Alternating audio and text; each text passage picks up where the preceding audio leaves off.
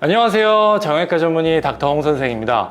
요즘 몸이 아파서 병원에 가면 의사들이 굉장히 많이 권유하는 치료 방법 중에 하나가 바로 체외 충격파입니다. 이 영상을 보시는 시청자분들께서도 아마 한 번쯤은 받아보셨을 치료인데요. 그런데 어떤 분들은 치료 효과가 너무 좋다고 하시는 분들도 있는 반면에 또 어떤 분들은 비싸고 아프기만 하고 별로 좋은 효과를 경험하지 못했다라고 하시는 분들도 계십니다. 과연 이 치료가 나에게 도움이 될까? 하고 고민하시는 분들도 분명히 많이 계실 텐데요. 그래서 이번 영상에서는 체외 충격파 치료에 대해서 여러분들께서 그동안 많이 궁금해하셨던 부분들을 속 시원하게 알려주실 정말 대단한 선생님을 모셨습니다. 바로 서울선 정형외과의 박광선 원장입니다. 반갑습니다. 반갑습니다. 선생님, 이렇게 닥터홍 선생 채널에 귀한 걸음 해주셔서 너무 감사합니다. 무슨 말씀? 영광입니다. 구독자분들께 간단한 자기소개 부탁드립니다. 네, 안녕하십니까. 서울선 정형외과 서울선 혈관통증센터 대표 박광선입니다. 네, 저는 충격파 치료의 진심인 찐 충격파 매니아인데요. 네, 지금 대한충격파치료학회 학술이사로 있으면서 수년간 충격파 관련된 책들을 번역하고 출간하고 그런 작업들을 하면서 전도사 역할을 하고 있습니다.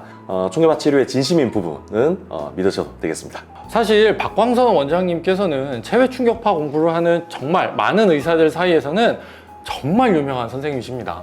그렇기 때문에 이번 인터뷰에서 영상을 보시는 구독자분들뿐만 아니라 제가 궁금한 부분들도 정말 많이 여쭤보도록 하겠습니다. 무엇이든 물어주십시오. 환자분들이 치료할 때 가장 환상을 가지고 있는 것 중에 하나가 충격파 치료를 받으면 다 좋아진다. 뭐 찢어진 힘줄도 붙여준다, 붓기도 빼준다, 염증도 다 줄여준다. 이런 충격파 만능론이라고 생각하시는 분들도 굉장히 많이 계시는데요. 이런 부분에 대해서 어떻게 생각하시나요? 그 의사들은 항상 근거에 기반한 증거가 이렇게 치료 효과가 이제 검증된 치료들을 해나가는 게 저희의 의무이고, 그리고 그런 윤리의식이 있지 않습니까? 그렇죠. 충격파 치료가 소위 재생 효과에 대한 부분을 좀 과하게 강조를 하면서 그런 부분이 좀 오해가 되는 부분이 있고요. 예를 들면 말씀하셨던 어깨 힘줄 치료에 대한 부분이 있었을 때, 부분 파열이 됐을 때 또는 전체 파열이 다 됐을 때 재생 치료가 된다, 그런 생각으로 힘줄까지 붙여준다라는 명목 하에 충격파 치료를 20번, 30번 받고 하는 경우가 굉장히 많은데, 아닙니다. 충격파 치료의 효과를 그렇게까지 과장되게 해서는 안 되고요. 우리 정형외과 의사이기 때문에 가장 중요한 게 정확하게 진단하는 거죠. 그렇죠. 그 다음에 그 진단에 따라서 정말 수술까지 가야 될 정도인지, 그렇지 않으면 수술 이전의 방법으로 우리가 보존적인 치료 형태로 재생하는 데 도움이 되는 그런 부분을 갈지, 그런데 그런 평가에 대한 부분을 좀 스킵한 채 무조건 충격파는 다 좋아요, 받아서 다 좋습니다, 부작용이 없으니까요 라는 분들이 굉장히 많으세요. 근데 그게 아닙니다. 원인이 실제 이만큼이 있어요. 그리고 그게 한 70% 정도가 되면 그 원인을 해결을 해야지, 이걸 나머지 20-30%에 집중을 해서 나을 겁니다, 적어도 20번, 30번 하시면 됩니다 라고 하면 그건 비윤리적인 거예요. 그게 충격파 치료에 대한 환상을 갖게 하는 일부 치료에 임하는 분들의 문제가 될 수 있는 부분이라고 보고요. 그래서 이런 부분에 대해서 정확하게 우리 많은 의사 선생님들께서 충격파 공부도 하시고 교육도 많이 받으시고 하면서 이에 대한 이해가 점점 넓어지는데, 아직까지 충격파 장비에 대한 이해가 좀 부족하고, 그리고 어디에 치료를 잘 할 수 있는지 좀 부족한 분들이 아쉽게도 있습니다. 맞습니다. 그래서 그런 부분이 제대로 환자분들께 전달이 되고 치료하는 데 있어서 준비가 되면 이런 충격파로 모든 걸 해결할 수 있어, 충격파는 정말 제일 좋은 재생치료 장비니까 그런 환상은 좀 깨지지 않을까 하는 생각이 듭니다. 그러면 반면에 네. 의사분들이든 환자분들이든 뭐 충격파를 해도 별 효과가 없다, 충격파는 별로 그냥 비싸기만 하고 별로 좋지 않은 치료다, 이렇게 생각하시는 분들도 분명히 많이 있습니다. 이런 부분에 대해서는 어떻게 생각을 하시나요? 네, 항상 이 양극단에 가면 안 됩니다. 그렇죠. 네, 그래서 내가 좀 해봤는데, 야, 내가 그거 해봤는데, 야, 그거 아니야, 라는 이제 환자분들께서도 그러실 수 있고요. 그다음에 심지어 우리 의사 선생님들, 동료분들께서도 야, 박 원장 나 해봤는데, 그거 안 되던데? 이런 말씀들을 주십니다. 그러면 제가 꼼꼼히 이제 마치 컨설팅 하듯이 선배님 어떤 거 하셨습니까? 어떻게 치료하셨죠? 어떤 자세로 하셨고 장비는 어떻게 쓰고 에너지는 어떻게 하고요? 타수는 몇 타 하셨고 꼼꼼히 다 따져보면 아이고 내가 잘못했네? 다시 한번 해봐야 되겠다? 이런 말씀들을 주세요. 아무래도 뭐 의료진 자체가 네. 뭐 어떤 이 치료에 대한 경험이 좀 적거나 아니면 치료 방법을 정확하게 모르고 치료를 하게 된다면 당연히 그 치료 효과는 맞습니다. 떨어질 수밖에 없습니다. 맞습니다. 이 충격파에 대해서 시스템을 갖춘 병원에서는 이 집중형 치료는 적어도 1500타에서 2000타, 그 다음에 항상 동시에 압력파란 치료는 적어도 3000타에서 5000타를 같이 진행합니다. 라고 이 말씀을 하면서 시스템을 갖춘 데가 많은데, 그러면 이 주어진 20분 또는 30분 시간 내에 우리가 초점형 치료를 적어도 1500타라는 이 총알을 갖고 있는 거예요. 그런데 우리가 낫기 위해서는 적어도 1200타 정도의 총알이 거기에 들어가야 돼요. 즉 유효 에너지라는 좀 표현이 있는데 그 유효 에너지가 들어가야 낫는데 어때요? 이게 엉뚱한데 총을 쏘고 있었던 거예요. 산발로 이렇게 산발이 된 지나가면 거예요. 이게 뭐죠? 이게 뚝뚝 올라가는 두더지 게임 할 그렇죠. 때도 딱딱딱 잘 맞춰서 해야 이 점수 올라가고 다음 게임 진행이 되는데 그러지 않고 엉뚱하면 계속 때리고 있는 거예요. 이런 부위들을 초점형 또는 압력파로 풀어야 돼라는 부분들을 저희가 항상 공부하고 이렇게 널리 퍼뜨리려고 학교에서도 공부를 하지 않습니까? 네. 그런데 그런 부위를 중점적으로 정말 20분 동안 집중 있게 치료를 하면 1500타가 딱 소진이 돼요. 그런데 그러질 못하고 이렇게 그냥 따발총 갈기듯이 주변부만 치게 되면 효과가 없죠. 적어도 1000타, 1200타가 잘 치료 들어가야만 낫는 부위인데 그렇지 못하니까. 그래서 안 낫는다는 분들을 보면 정말 좀 아쉽습니다. 네. 결국은 치료하는 그 과정에서 어떻게 정확하게 잘 치료를 하느냐, 맞습니다. 그게 굉장히 중요하다고 할 수 있겠네요. 네네네. 그러면 체외 충격파 장비마다 치료 효과가 차이가 있을까요? 다른 치료들이랑 다르게 체외 충격파는 유독 병원들에서 우리 병원은 정말 좋은 장비를 씁니다, 마치 피부과처럼 네. 이렇게 강조하는 경우가 많습니다. 제 개인적인 생각으로는 장비의 기본적인 원리가 똑같고 치료하는 위치를 정확하게 치료하면 그 효과가 비슷할 수도 있을 것 같은데 특별한 차이가 있을까요? 굉장히 중요하고 굉장히 또 예민한 질문이기도 하는데 또 우리 닥터 홍께서 굉장히 궁금하신 부분이니 정말 궁금합니다. 풀어야죠. 네, 풀어내야죠. 선모당이 장고 탓한다 이런 얘기도 있고, 그리고 여러 충격파 장비 중에 저희는 병원에서 홍보를 할 때 충격파계의 에르메스, 충격파계의 벤츠 뭐 이렇게 표현을 이제 하는 장비들이 소위 있습니다. 네, 있는데 저는 그렇게 좀 설명을 드리고 싶습니다. 아까 충격파 장비의 원리 말씀을 주셨는데 충격파 장비의 원리는 크게 우리가 이제 두 가지로 좀 나누죠.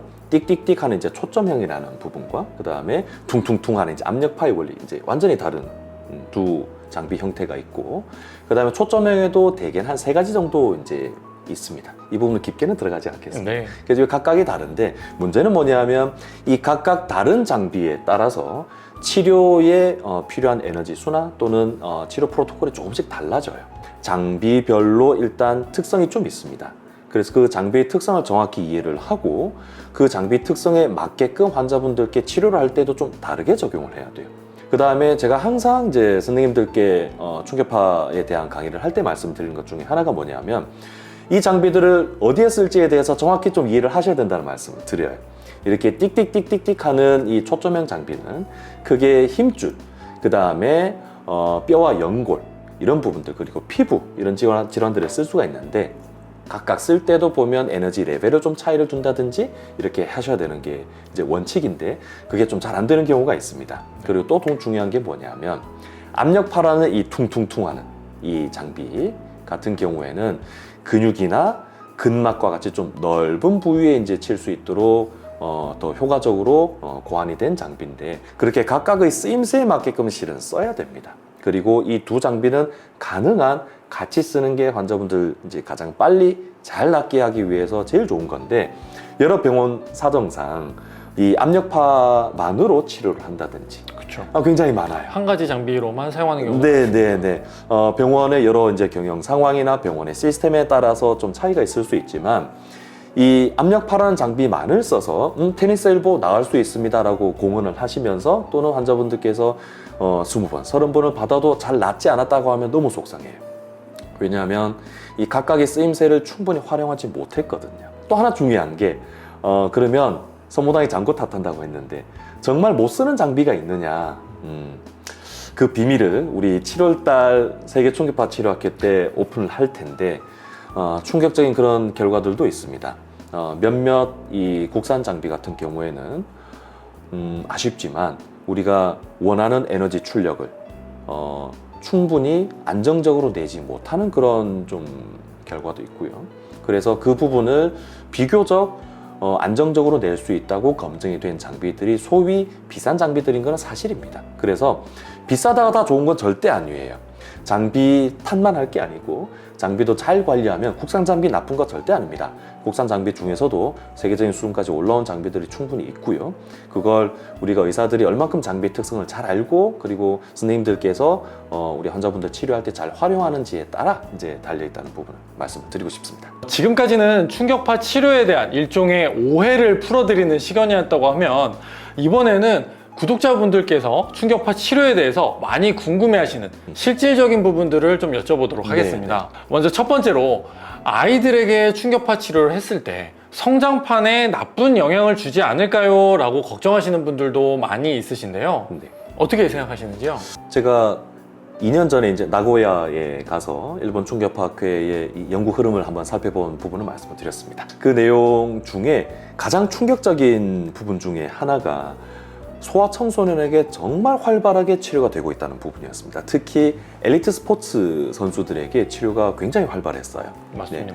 그 말은 모든 우리 운동선수들이 마찬가지지만 특히 이제 성장해 나가는 이 성장기의 엘리트 스포츠 선수들, 야구 선수 또는 체조 선수 이런 분들은 몸이 생명이지 않습니까? 특히 부모님들은 굉장히 거기에 더 이제 걱정과 예민하게 이제 반응을 하실 수가 있는데 일본에서는 활발하게 치료가 되고 있었고요. 우리가 걱정하는 에너지 수준이나 이런 부분들도 훨씬 뛰어넘는 수준에서 되고 있었습니다. 자, 오스코 슐레터 병이라고 해서 아이들이 성장기에 좀 무릎 아파요라고 했을 때 찾아오는 많은 병 중에 하나가 오스코 슐레터라는 병입니다. 우리 홍 원장님도 많이 보시지 않습니까? 네, 많이 그렇죠? 있습니다. 저도 성장기 때 이 왼쪽 무릎에 오스코 슐레터 병이 있었을 때 정형외과 선생님께서 하신 말씀이 쉬어야 돼, 학생 쉬어야 돼 했는데 제가 초등학교, 중학교 때 육상 선수를 했거든요. 육상 하는데 쉴 수가 없지 않습니까? 저는 뛰는 게 좋았는데 지금은 아니지만 그래서 그런 선수들 에게도 마찬가지고 또는 그렇게 뛰어놀기 좋아하는 한창 성장기 이 친구들한테 우리가 해줄 수 있는 게 정말 없을까라는 이제 고민을 한 번쯤은 해야 되는 거거든요. 그래서 이런 오스코 슐레터 병은 굉장히 치료 효과가 좋은 것 중에 하나로 지금 정리가 되어 있습니다. 물론 아까 모든 충격파가 만능이다라는 생각은 우리가 버려야 된다고 말씀을 드린 것이 아이들의 이 몸 상태를 평가를 해서 골반에 비틀어진 부분은 없는지 다리 길이나 이런 부분의 문제는 없는지 한쪽의 근막들이 굉장히 긴장이 많이 되어서 그걸 풀어야 되는 부분은 없는지 이런 부분들의 평가는 항상 같이 가야 됩니다. 그렇죠? 그리고 홍 원장님께서 잘 하시다시피 재활이나 운동이나 이런 부분들도 항상 같이 가지 않습니까? 네. 그래서 충격파는 굉장히 중요한 치료임에도 불구하고 그런 부분들이 같이 가지 않으면 충격파 효과가 좀 이게 퇴색될 수가 있으니 그런 부분 좀 기억을 하시고요. 그 다음에 제가 일본에서 이렇게 확인했던 부분 중에 가장 큰 게 뭐냐면 병이 좀 영어라서 어려울 수가 있지만 리틀 리그 숄더, 리틀 리그 엘보라는 병이 있어요. 특히 이런 어린 친구들이 야구를 할 때 어깨나 팔꿈치에 통증이 생길 때 많이 이제 발생하는 병인데 거기에도 충격파 치료가 굉장히 도움이 됩니다. 그런 통증이 있는 친구들이 이런 통증에서 조금씩 더 해방될 수 있는 길들도 많이 찾게 됐습니다. 그럼 왜 이 성장판에 문제가 된다라는 그런 오해? 편견이 생겼을까요? 속설이라고 해야죠. 네. 홍 원장님 혹시 생각되시는 게 있습니까? 그냥 걱정되니까 그런 게 아닐까요? 걱정되니까. 네. 실은 이유가 좀 있었어요. 이유가 있었어요. 충격파 치료에 대한 우리가 연구들을 해 나갈 때 처음에 쥐 실험을 하죠. 우리 동물 실험을. 쥐 실험을 했는데 하필이면 처음 연구한 데서 성장판에 영향이 좀 있을 수 있다라는 연구 결과가 나온 거예요. 안 좋은 결과가 있을 수 있다. 네. 그런데 한 해 지나고 그 다음에 2해 지나고 그때 그걸 반박하는 연구 논문들이 2개, 3개 이렇게 생겨났는데 그 처음 임팩트가 워낙 강하다 보니까 그리고 그 연구 디자인이나 이런 부분들이 비판을 좀 많이 받긴 했는데 그 후속 연구에 대한 부분들이 조명을 못 받았어요.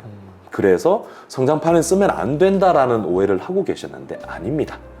작년에 세계 충격파 치료학회 적응증을, 즉 어디에 치료하면 좋을지에 대한 논의를 하는 그 이사회가 있었고 저도 참석을 했었는데 그 이사회에서 여러 가지 논문들과 이런 연구 결과들, 치료 경험들을 비교 검토하면서 답은 예전에는 여기에 높은 에너지의 충격파 치료는 하면 절대 안 돼요. 이런 성장판을 치료하면 그런 부분은 주의를 해야 됩니다 라고 했던 권고 수준이 한 단계 올라갔습니다.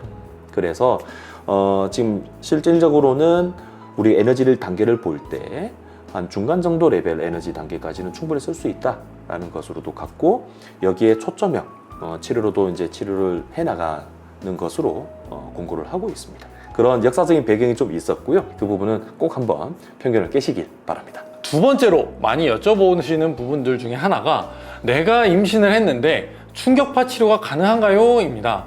충격파 치료를 받으면 혹시나 이제 엄마가 된 입장에서는 태아에 영향을 미치지 않을까 걱정하시는 분들이 있을 텐데요. 속상한 경우가 많죠. 임신하는 과정에서 내 몸의 체형이 변하고 그러면서 당연히 허리 아프면서 그 체중 변화도 오고 몸의 균형이 깨지면서 특히 여성분들은 그 나이 때 앞쪽 무릎도 많이 아프시고요. 늘 몸 깨지면서 이렇게 어깨 죽지 목 아픈 분들 굉장히 많고 또 이제 수유하는 과정에서 나중에 아기를 놓고도 수유하는 과정에서 손목 통증도 많고 우리 아기 보는 과정이 그렇지 않습니까? 이런 연장선상에서 수유하는 과정에서도 아이한테 괜찮나요? 라고 질문하시는 분들이 많습니다. 자, 결론은 가능합니다. 굉장히 좋습니다. 이 부분은 꼭 기억을 하시고요. 근데 한 가지 주의하셔야 될 부분은 뭐냐면 태아가 있는 부위에 직접 치료를 하지만 않으면 됩니다. 즉 내가 무릎이 아파요. 임신을 한 과정에서 또는 임신을 한 과정에서 내가 어깨 죽지가 아파요. 또는 내가 원래 갖고 있던 어깨 문제가 있었는데 이걸 치료를 못 받다 보니까 또는 팔꿈치 문제가 있었는데 주사는 안 되고 그런 상황에서 어떻게 치료가 가능한가요? 네, 충격파가 그런 부분을 대신할 수가 있습니다. 즉 충격파는 태아에게 직접 치료를 하지만 않으면 그 어느 부위에 치료를 하더라도 괜찮습니다. 그런 부작용, 합병증이 없는 것이 가장 큰 장점이기 때문에 그 부분을 기억을 하시고요. 수유하는 과정에서도 전혀 태아에게 안 좋은 물질이 건너가는 그런 부분은 없으니까 걱정은 안 하셔도 되겠습니다. 네, 다음 질문입니다. 항암 치료를 받고 있는데 충격파 치료를 받아도 될까요? 하필이면 이 소위 근골격계 문제들이 또 같이 잘 생겨납니다. 맞습니다. 항암 치료 받는 과정에서. 그래서 내가 평상시에 갖고 있던 어깨 문제, 무릎 문제들이 더 진행되는 경우도 많고요. 또는 또 꽤 많은 분들께서 림프 부종이 또 생겨서 유방암 환자분들은 또 오시는 경우가 많습니다. 자, 결론은 괜찮습니다. 네, 하나만 기억하시면 또 요즘 젊은 여성분들께서도 많이 있으시지만은 이 갑상선 문제로 갑상선 암이 있는 분들이 있으시죠. 갑상선 암이 있을 때 저 손목 치료 가능한가요? 팔꿈치 치료 가능한가요? 또 물어보시지 않습니까? 가능합니다. 즉 태아 문제와 마찬가지로 임신했을 때와 마찬가지로 우리 암 부위에 직접 치료만 하지 않으면 괜찮습니다. 네, 그래서 항암 환자분들 보면 여러 불편한 부분들이 많으세요. 그래서 주사 치료도 굉장히 제한되지 않습니까? 소위 빠르게 잘 낫게 할 수 있는 치료 중에 하나로 소개되는 스테로이드를 쓰는 주사들은 또 굉장히 우려가 되고요. 맞습니다. 그리고 혈관 자체도 굉장히 약하시고 그런 상태이기 때문에 주사 치료하는 과정에서 이 혈관이 또 손상되고 하는 그런 또 안타까운 문제가 또 생길 수도 있고 그래서 주사가 힘든 그런 경우에는 힘줄의 문제든 근육 근막의 문제든 충격파 치료가 굉장히 도움이 될 수 있으니 염려 마시고 좋은 치료 꼭 받으시면서 빨리 나으십시오. 다음 질문입니다.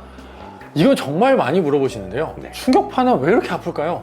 네. 이걸 굳이 참아가면서 받아야 할까요? 이렇게 물어보시는 분들 정말 많습니다. 선생님께서도 이런 질문을 많이 받으실 텐데 그렇습니다. 그럴 때 어떻게 답변을 하시나요? 네, 작년에 프라하에서 세계 충격파 치료학회에서 제가 이제 강의를 할 때도 제 치료 이제 영상이라는 부분을 보여드릴 때 그렇게 아픈 걸 참아가면서까지 제가 치료하는 부분들도 있었고요. 네. 이런 질문들을 굉장히 많이 하십니다. 네, 그래서 환자분들께 이제 설명을 좀 드릴게요. 자, 아픈 이유는요, 그 부위가 안 좋아서 아파요. 네, 그 부분을 기억을 하십시오. 우리가 띡띡띡띡띡 하는 이 초점형 치료나 또는 퉁퉁퉁한 압력파 치료나 소위 정상 부위에 이렇게 치료를 해나가면 아프지 않아요. 뭔가 내가 자극이 온다는 느낌 정도만 있지. 하지만 우리 홍 원장님이나 우리 또 충격파를 잘 이해하시고 있는 분들께서 나는 여기 치료를 해야 되겠어 라고 치료 포인트를 잡고 갖다 대면 여기는 분명히 문제가 있다고 말씀하시는 부위는 아파요. 그게 그 말은 뭐냐면 내가 통증을 이렇게 유발하는 과정도 있고요. 그리고 그 과정을 통해서 내가 받다 보니까 200타, 300타 받다 보니 충격파 치료에 의해서 통증이 없어지네요 라고 하기도 하거든요. 네. 그래서 이런 부분은 왜 아플까요? 네, 안 좋아서 아픕니다. 쉽게 말씀드리면. 그런데 그 부위를 그러면 참으면서 받아야 되는 그건 아닙니다. 그건 아니에요. 되게 저는 이제 말씀을 드리는 게 아파 죽을 것 같은 게 10점, 하나도 안 아픈 게 0점. 그러면 치료의 원칙으로 제가 항상 선생님들께 이제 교육을 드리는 게 뭐냐면 2, 3점 정도가 되게끔 치료를 하십시오라고 말씀을 드려요.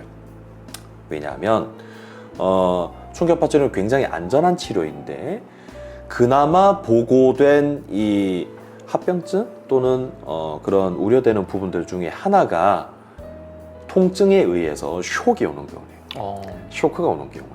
그래서 그런 환자분들은 몇 가지 사인이 있습니다. 예를 들면 충격파의 띡띡띡띡띡 이 소리에도 굉장히 예민해지시면서 그때부터 몸이 굳어요.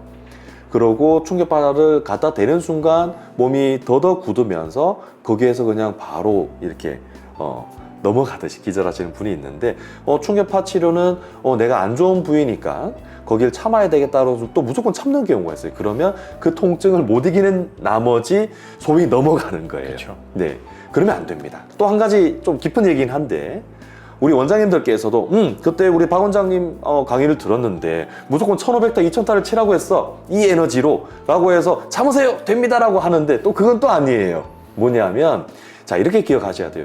내가 낫기 위해서 총 필요한 에너지가 있다고 생각을 할게요. 아까 우리가 이제 총알로도 비교를 했지 않습니까? 즉 나는 여기 문제되는 부위에 총알 1000개가 들어가야 돼요.